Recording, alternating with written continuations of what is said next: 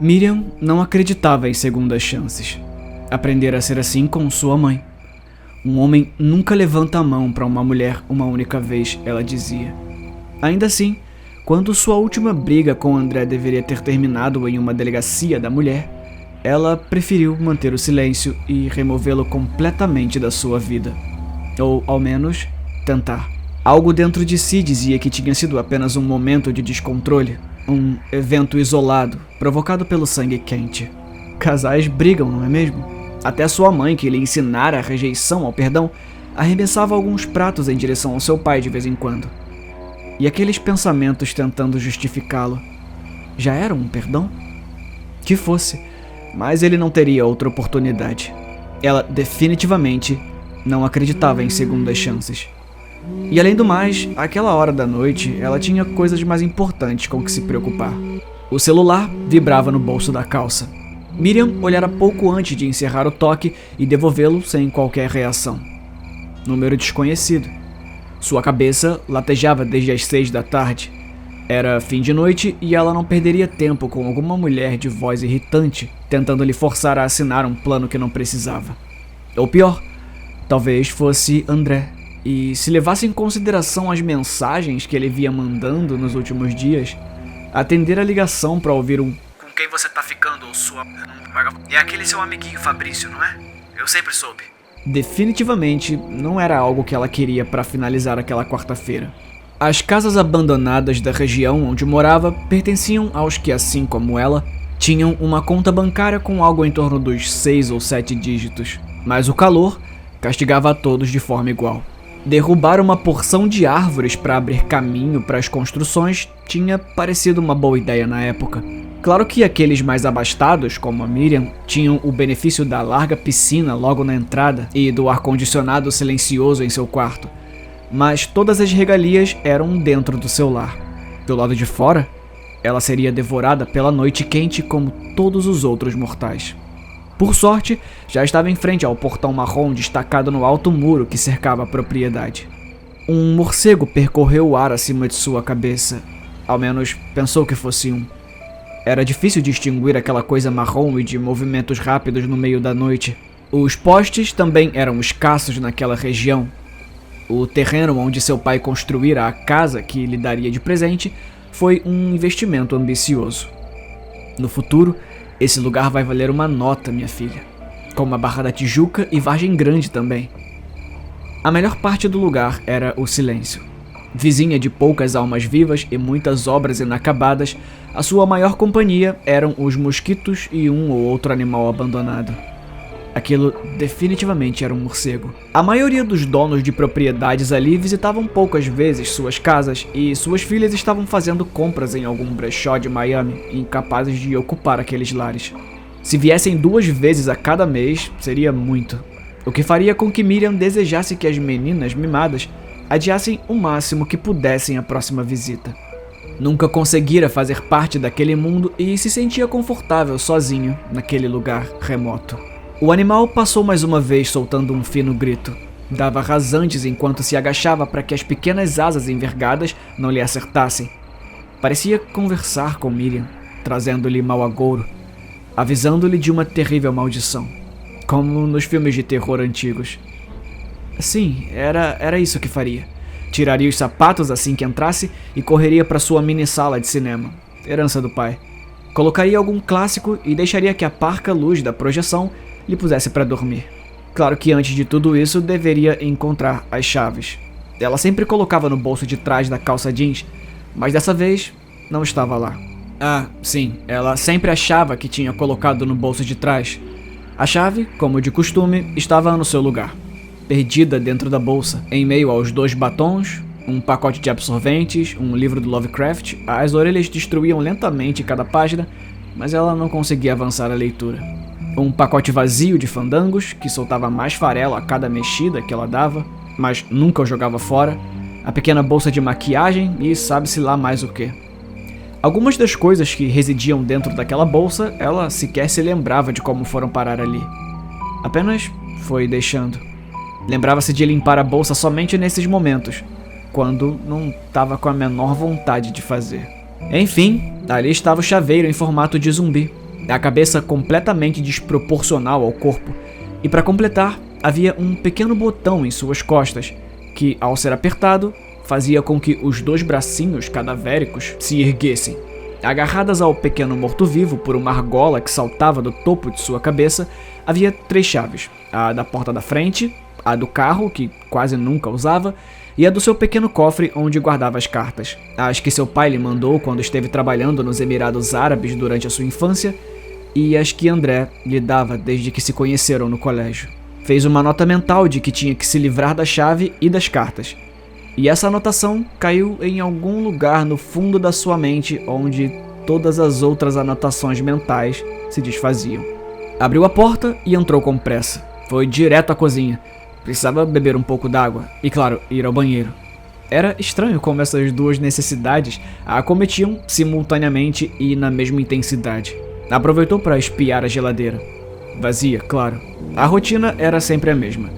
Olhar a caixa metálica de interior alvo, fazer outra anotação mental de que precisava ir ao mercado, afinal, ninguém sobrevive apenas com ketchup e garrafas de água, Miriam. Aliás, você sequer encheu as malditas garrafas. E terminar sentada no sofá, vagando por horas entre os rolos de projeção que o seu pai guardou no decorrer dos anos, enquanto espera o entregador trazer a sua comida japonesa. Ela se perguntava se os japoneses realmente colocavam cream cheese no peixe cru. Mas, no final das contas, não importava. Uma cultura culinária mutilada por semana era tudo o que precisava para consertar o seu dia cansativo. O celular tocou novamente. Ela retirou o aparelho do bolso apenas para verificar o que já era esperado. Número desconhecido. Recusou a ligação e enfiou o celular de volta em seu lugar. Pensou em desligá-lo. Aquele sussurro do aparelho vibrando trazia mais desconforto do que se estivesse tocando a música de sempre. Um amigo certa vez tinha lhe dito: se gosta de uma música, nunca a coloque como toque do seu celular. Ela aprendera da pior forma. Agora, as veias do pescoço saltavam instantaneamente assim que ouvia o som do David Guetta.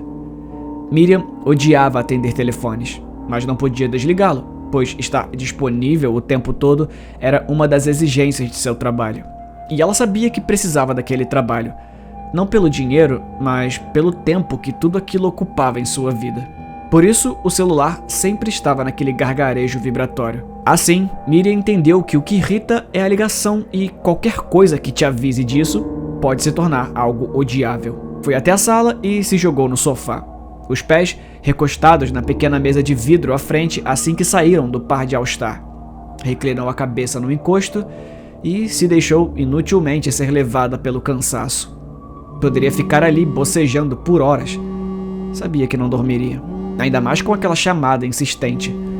O celular voltou a vibrar. Miriam pensou em como fugia dos problemas. Por que deixar o celular vibrar durante toda a madrugada se poderia atender e pedir que a pessoa insistente parasse? Aliás, precisava limpar aquela bolsa. Tomou o celular com total grosseria. As narinas abertas cuspiam ar quente. Alô, Miriam falando? Ela disse com a voz forçada. Queria garantir que a pessoa do outro lado da linha tivesse a certeza de seu sarcasmo e não se estendesse muito para que ela resolvesse a situação o mais rápido possível. Mas pelo aparelho só se ouvia o som de uma respiração ofegante. Era um arfar baixo, como alguém que não consegue implorar por sua bombinha de asma. Corre. Ela ouviu alguém dizer do outro lado da linha. Era uma voz baixa, sussurrada, quase impossível de reconhecer. Algo naquela respiração a perturbava. Trazia consigo uma súplica assustadora, um choro travado na garganta. A porta, a voz disse. Junto com as palavras, veio uma tosse que fez a frase chiar como se fosse emitida de um alto-falante defeituoso. Você esqueceu de trancar a porta. A pessoa que ligava tinha um tom repreensivo na voz, mas também havia certo lamento ali. Uma profunda tristeza diante de algo terrível e irremediável. Miriam não entendia, mas já esperava a piada. Aquela era a introdução maçante para um trote recheado de trocadilhos sexuais, como todos os trotes são. Olha, eu não tive um dia muito legal. Se não tiver algo importante para falar, eu vou desligar, tá? A porta. Você sempre se esquece de trancar a porta. Repetiu. Isso não ia impedi-lo. Claro que não ia. Mais ou menos faria algum barulho. Daria tempo de correr, ligar pra alguém. Miriam chegou a descolar o celular do rosto para ver apenas o pequeno cronômetro na tela, marcando a duração daquela ligação. O ícone vermelho saltava aos olhos, informando-a que poderia finalizar a chamada no momento que achasse mais conveniente. Mas sentia-se incapaz disso. Mesmo com a noite castigando com seu calor, ela sentiu um estranho vento correr pela sala. As veias pulsavam o sangue frio, fazendo os pelos do braço se eriçarem. Sua visão periférica captava algo que o consciente lutava para não acreditar. Como aquela boba sensação de estar sendo observado, que não passa disso mesmo, uma boba sensação. Pelo menos até que você vire o rosto e o veja lá. Os olhos em um poço vermelho de sangue pungente, os punhos cerrados com dedos esbranquiçados, o peito indo e vindo em um ritmo demoníaco, enquanto arfa como um predador. Os lábios tremendo, ensaiando falar algo. Corre! A voz insistiu. Pelo amor de Deus, só corre! Miriam abaixou o celular enquanto ficava de pé, afastando a voz desconhecida. Ela já tivera sonhos como aquele, mas tudo era real demais para acreditar que era fruto de sua mente lhe pregando peças. Aquele vulto de rosto fechado, perdido na penumbra formada pela luz da lua entrando pelas frestas da casa, era real. O que você está fazendo aqui? Ela perguntou ao homem, que se colocava em um dos cantos da sala. Eu vi, Miriam. Ele disse com a voz trêmula. Eu vi tudo. Do que você está falando, André? André deu as costas. Olhava os quadros na parede. Parecia buscar alguma distração para sua mente conturbada. Olhou para a mesa da sala de jantar. Será que eles tinham transado ali? Claro que tinham. Ele conhecia o amor da sua vida. Sabia exatamente como ela gostava. Ele próprio já teve o corpo dela ali, nu, completamente entregue. Essa era a imagem que não saía de sua cabeça. Miriam, entregue. O Marcelo, Miriam. Tinha que ser o Marcelo? De todo o planeta, de tanta gente com quem você poderia foder. Tinha que foder com o Marcelo? Pela última vez, nós não temos nada. Nós terminamos, André. Eu não tenho que te dar satisfação de nada. Agora, sai da minha casa antes que eu chame a polícia. A respiração de Miriam se perdeu na garganta quando André derrubou um vaso em um tapa com as costas da mão. Os estilhaços se espalharam pela sala e ela sentiu alguns chegarem aos seus pés. Seu estômago embrulhou, trazendo memórias do dia da agressão. Do dia que aquele relacionamento fora enterrado. 7 anos.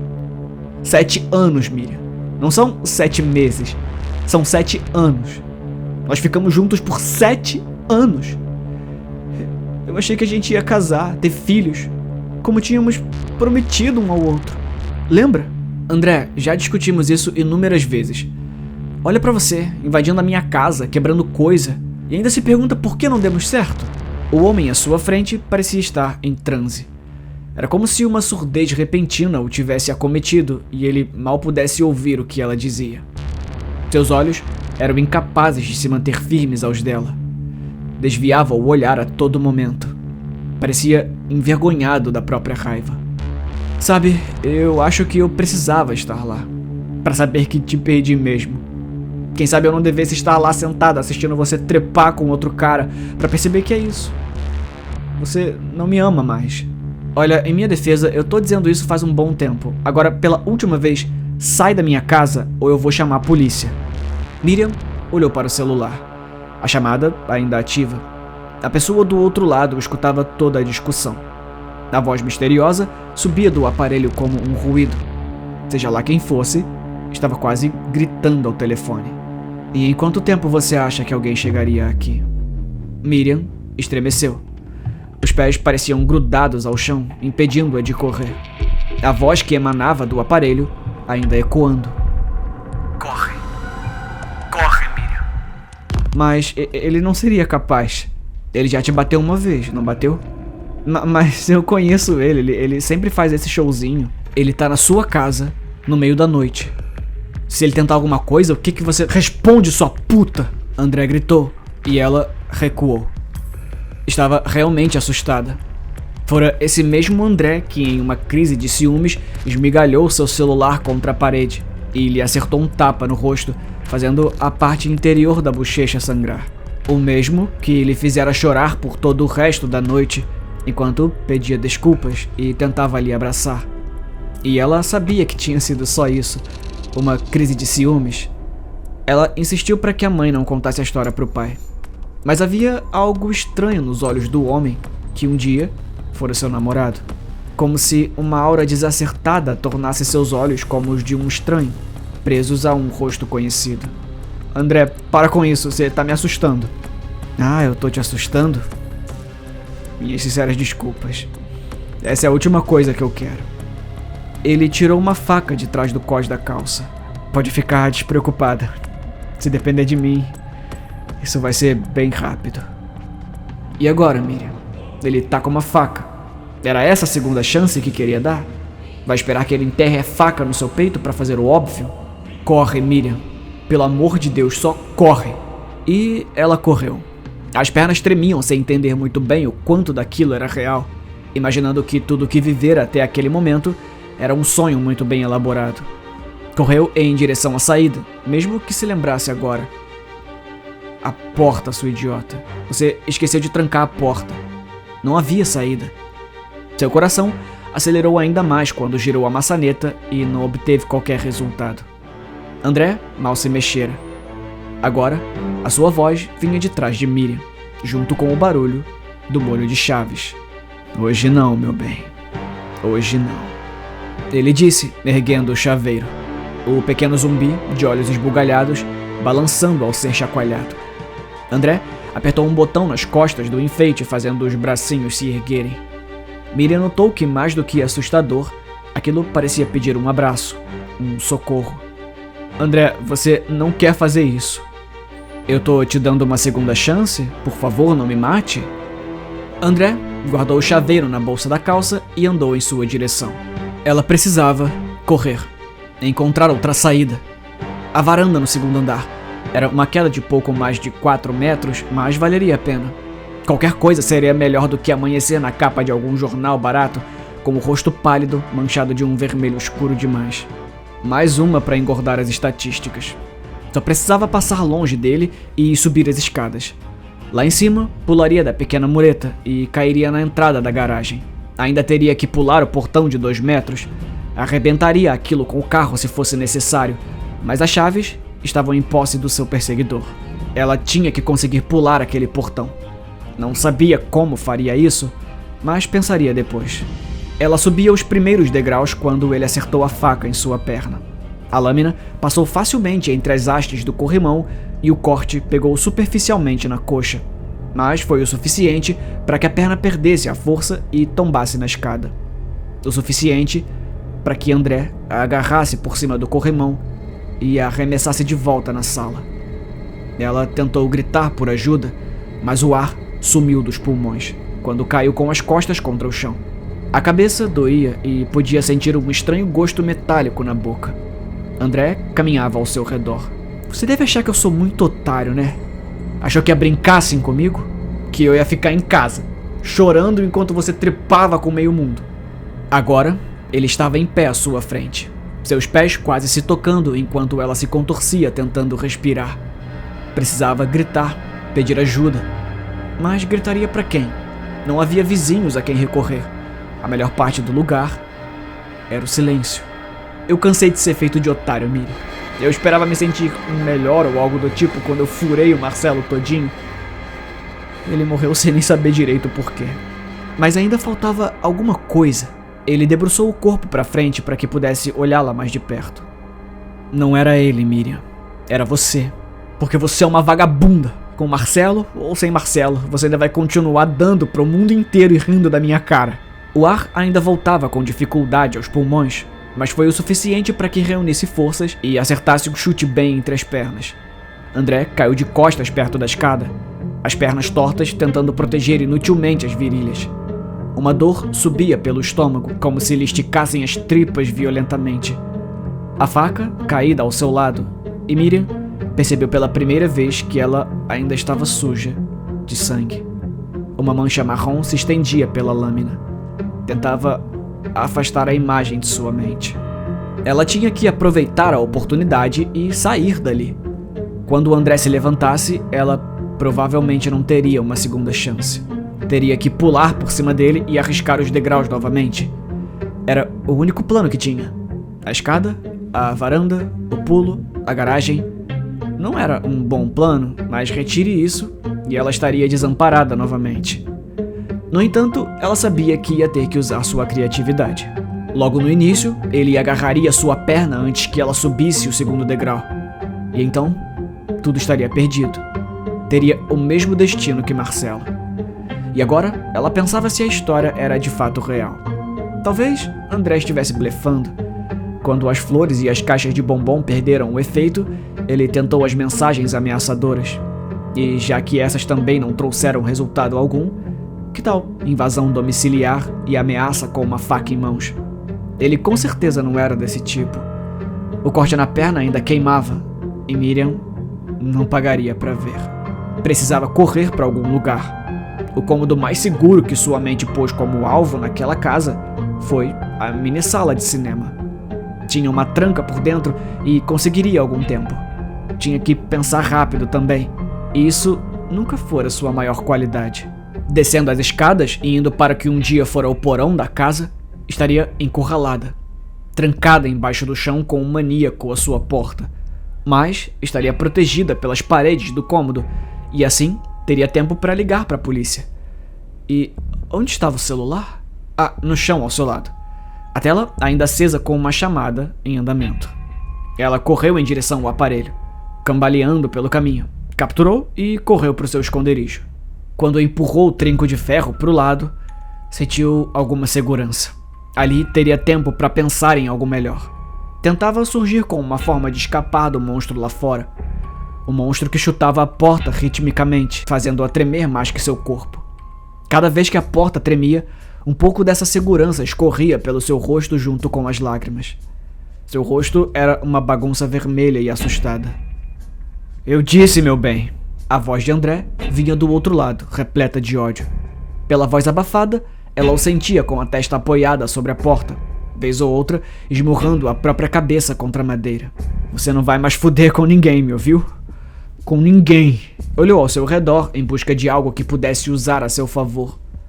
O que poderia fazer? Arremessar pequenos rolos 8mm não a salvaria nem mesmo de um cão de rua. Mesmo que arrancasse o projetor da mesa e o lançasse sobre André, o máximo que conseguiria seria quebrar a máquina antes de ser esfaqueada. A Noite dos Mortos-Vivos servia como um ótimo fim de noite, mas era uma péssima escolha para ser usada como arma. Outra voz se fazia presente, trancada naquela sala. Seus olhos percorreram o chão até encontrar o celular aceso perto da tela de projeção, com a chamada ainda em andamento. Decidiu pegá-lo. A voz misteriosa teria de esperar, que fizesse seu trote depois. Agora ela precisava ligar para a polícia. Ela olhou para o aparelho e, antes de finalizar a chamada, constatou em total horror que nem mesmo um único pino se erguia no canto da tela. Como poderia ter esquecido?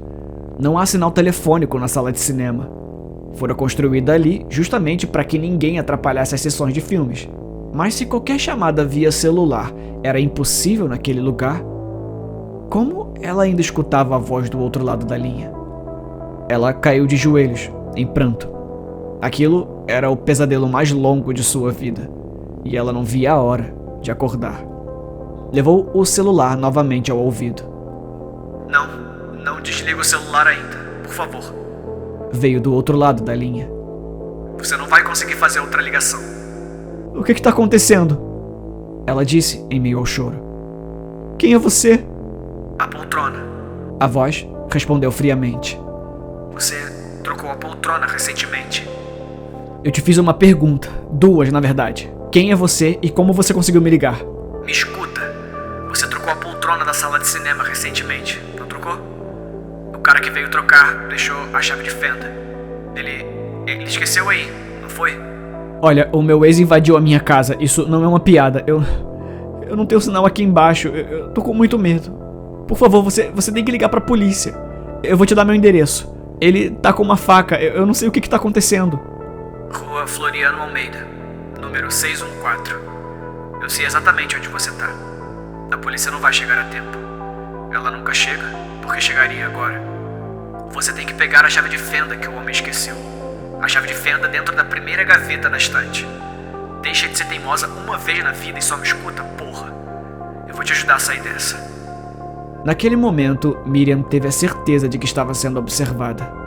Como aquela pessoa poderia saber da troca de poltronas, ou mesmo que ela tinha sido estúpida o suficiente para ter se refugiado naquela sala claustrofóbica?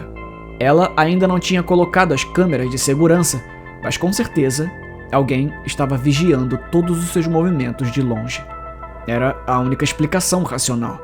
Olha, eu tô com muito medo. Quem é você? Eu sou a sua última chance. Agora faz o que eu falei. E quais opções ela tinha? Correu para perto da imensa tela branca. Vasculhou as gavetas em busca de sua arma. Era uma chave de fenda comprida, com um cabo verde que parecia ter sido roído pelo tempo. Aquilo sim era uma boa arma para se defender. Mas será que teria tempo para isso? André era bem mais forte e mais pesado que ela. Tá, peguei. E agora? Com quem você tá falando? Com outro namoradinho? André gritou. A porta começava a sair do lugar. Ele não batia mais, apenas chacoalhava a porta para que ela se soltasse aos poucos. Mais alguns solavancos e ela cederia. Aposto que não é o Marcelo. Acho que ele não conseguiria falar de onde ele tá agora. O corpo dele tá no porta-malas do meu carro. Sai daí e eu te mostro, amorzinho. Olha, Miriam, eu não queria fazer isso. Eu realmente não queria. Mas você tinha que ser uma puta estúpida. Não é mesmo? Você matou ele. A imagem de Marcelo morto, o corpo em uma posição não humana, embrulhava seu estômago. Mas agora precisava escapar daquela casa. Não queria ter o mesmo destino. Perguntava-se se ele tivera a oportunidade de uma ligação. Se a pessoa que a guiava através de uma chamada telefônica em meio àquele pesadelo também tinha tentado salvá-lo. Ele te contou o que fez com o Marcelo? A voz surgiu novamente. Quando ele terminar, irá chorar. Não acredite nas mentiras dele. Ele vai chorar encostado na porta. Pega a chave de fenda e enfia pela brecha embaixo da porta. Usa toda a força que puder. Vai pegá-lo desprevenido. Quando a chave de fenda entrar no pé dele, você vai ter alguma vantagem. Abre a porta e corre pra fora da casa. Não seja idiota. Corre pra fora da casa. Era um plano arriscado. E se ela errasse o golpe? E se não conseguisse abrir a porta e correr o suficiente? O choro de Marcelo podia ser ouvido do lado de fora. E se ele conseguisse entrar? Tá, e depois? Um silêncio assustador se instaurou por alguns segundos. Eu não sei. É tudo o que me disseram até aqui. Você tem que ser rápida. Eu confio em você. Boa sorte. Ela olhou pela brecha embaixo da porta. Viu o par de tênis azuis. Os mesmos que ela tinha lhe dado de aniversário no ano anterior. As pernas dele tremiam. Parecia estar com tanto medo quanto ela. Ainda podia ouvir seu choro baixo como um lamento. Parecia repetir desculpas como se estivesse em transe. Miriam tinha que fazer alguma coisa, rápido. Ela enfiou a chave com toda a força que era capaz naquele momento. De dentro da sala, sentiu a ferramenta rasgar o tecido do tênis e perfurar o pé de André. A coisa não entrou quanto ela achou que conseguiria. André retirou o pé no mesmo instante que a dor o atingiu. O grito do louco pareceu atravessar o peito de Miriam. Ela sabia que não tinha opção, mas agora temia o que a fúria que ela tinha causado poderia fazer em André. Quando abriu a porta, empurrou André com um chute. Ele estava apoiado em apenas uma perna, preparando-se para retirar o tênis ensanguentado. Não teve qualquer chance. Caiu no chão com as pernas para o alto. Isso deu esperança a Miriam. Era a primeira vez naquela noite que ela estava em alguma vantagem. E então, uma realização a atingiu por um mero segundo. A porta da frente estava trancada e ela tinha que seguir com o plano. Correr para o segundo andar e se atirar lá de cima. André se preparava para levantar quando ela estava no meio das escadas. Finalmente se veria livre daquele maníaco. Não haveria outra chance.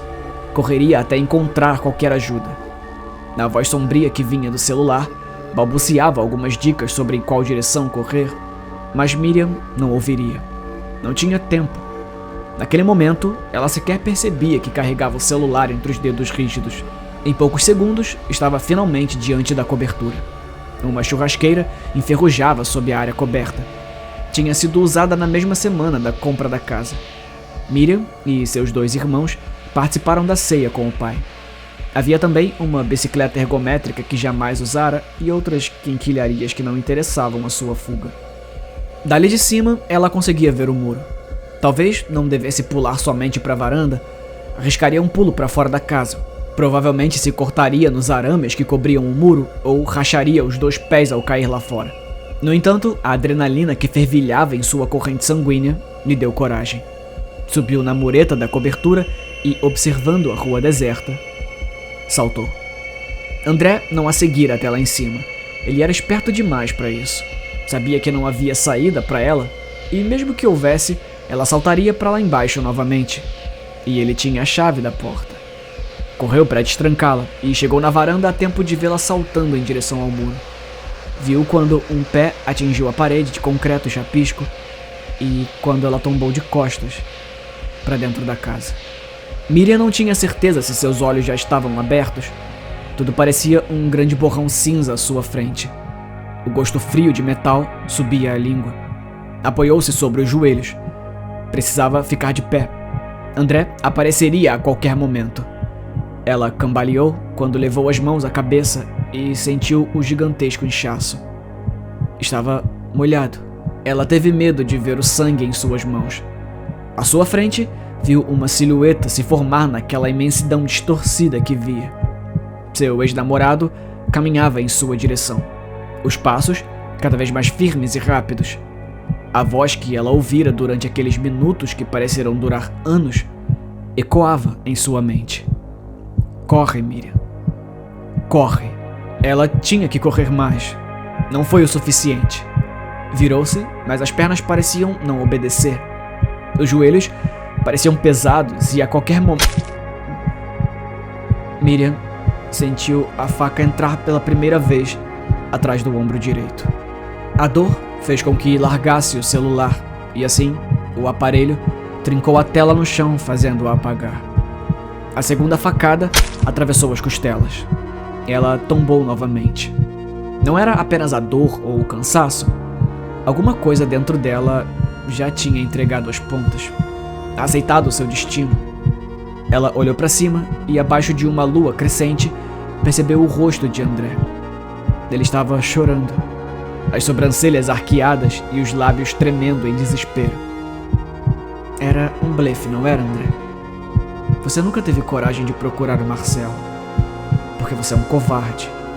Você queria um espetáculozinho, um show de horrores, esperando que alguém se comovesse. E agora é tarde demais. Você definitivamente não queria ir até o fim, mas agora vai. Você era um monstro desde o início, André. Mesmo que nosso destino fosse outro. Ele estava ofegante. A mão que segurava a faca tremia descontrolada. Os dois trocaram um longo olhar. Quem conhecia o casal há tempos poderia até mesmo dizer que fora o mesmo olhar que trocaram aquele dia, durante um intervalo na escola. Ela levantou um braço, tentando tocá-lo. Seu polegar correu pela bochecha dele, deixando um risco de vermelho do sangue sobre a barba por fazer. André. Ela tentou iniciar, mas foi interrompida. A terceira facada entrou na barriga. Sentiu a lâmina atravessar o estômago. A partir da quarta, ela parou de contar. O aço gelado entrava e saía de seu corpo, e ela quase não ouvia mais a carne e os músculos se rompendo. Só conseguia ouvir os gritos de André. E quando ele se levantou assustado, olhando para as próprias mãos, percebendo o que significava o vermelho viscoso que carregava nelas. Miriam sequer deu atenção. Tudo que ela era capaz de fazer era esperar. Aguardar apática enquanto sentia algo espesso molhar seus cabelos. A poça crescia rápido embaixo dela. E o sangue... Ela só não queria ter que ver o sangue de novo. Era como se uma névoa a arrastasse para a escuridão mas ela reconhecia as pernas de André se afastando a passos trôpegos. Seu pé ainda sangrava, mas isso não importava mais. Havia muito mais sangue ali. Agora, ela podia ver. Ela ainda o ouvia chorar. Olhou para o lado e percebeu o celular. A tela estava trincada e tingida por uma gama de roxo e verde que se coloria de acordo com a posição do observador. No meio daquele mosaico de cores neon, ela podia ver algumas letras. Sua mente se encarregou de completar a palavra, chamando. Utilizando as poucas forças que tinha, estendeu o braço com dificuldade e agarrou o celular. Levou-o ao ouvido, apenas para ouvir o tom da chamada. Ficou ali durante alguns minutos com o celular no ouvido, deixando que a poça do próprio sangue engordasse embaixo de si. A visão turva pedia para fechar os olhos. A boca seca incomodava, mas ela tinha dificuldade até mesmo de lamber os lábios. E mesmo que o fizesse, tinha medo de que sua língua encontrasse o sangue que manchava seu rosto. Os tons rítmicos pareciam que não cessariam quando alguém atendeu. Do outro lado da linha, uma voz familiar e repleta de deboche surgiu. Alô, Miriam falando. Confusa, gritou a primeira coisa que veio à sua mente. Corre!